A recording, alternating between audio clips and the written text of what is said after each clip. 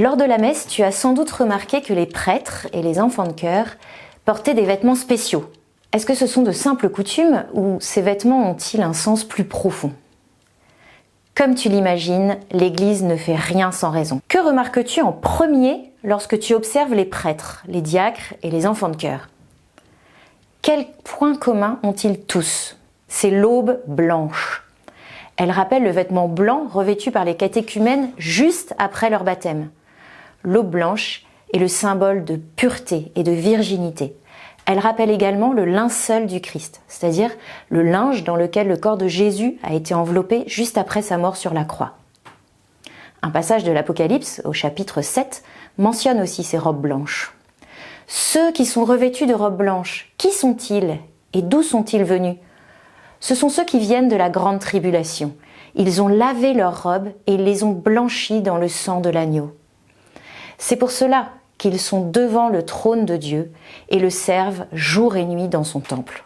Le vêtement coloré, en soie ou en tissu riche, brodé et doré, et qui ressemble un peu à un grand pancho, s'appelle la chasuble.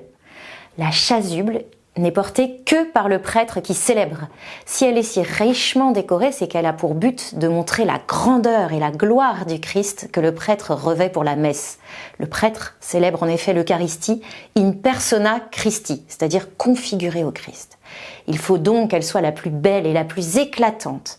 Les diacres, eux, revêtent un habit semblable mais plus simple, avec des manches. Ça s'appelle la dalmatique. L'étole, c'est la sorte d'écharpe de couleur portée par le prêtre par-dessus son aube et sous sa chasuble, et qui est tenue par un cordon. L'étole est le symbole de l'autorité du prêtre. Elle manifeste l'onction d'huile coulant sur le prêtre et le marquant. Le diacre, lui, la porte en sautoir, en signe de service de tous. La chenille, ou cordon, est un symbole de discipline, de force, mais également de disponibilité pour le Seigneur. Le cordon est revêtu pour ceindre l'aube et l'étole. Il est également la marque de l'humilité et de la vérité.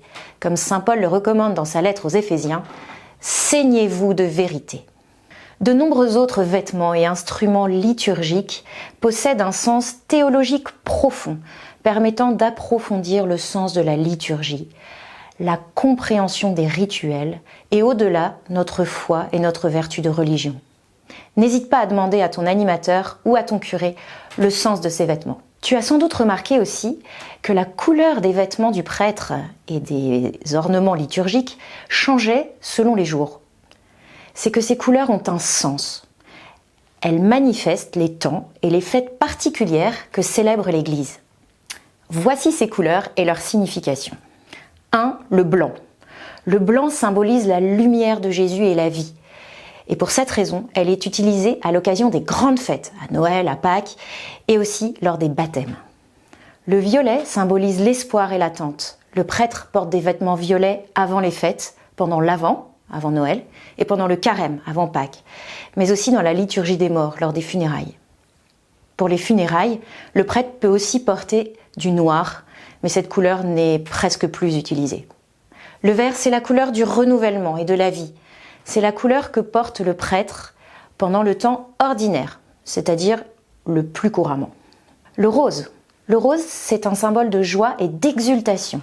Elle est utilisée seulement 2 fois dans l'année, pour le 4e dimanche de Carême, le dimanche de l'Étaré, qui veut dire « réjouis-toi », et le 3e dimanche de l'Avent, le dimanche Gaudete, qui veut dire « dimanche de la joie ».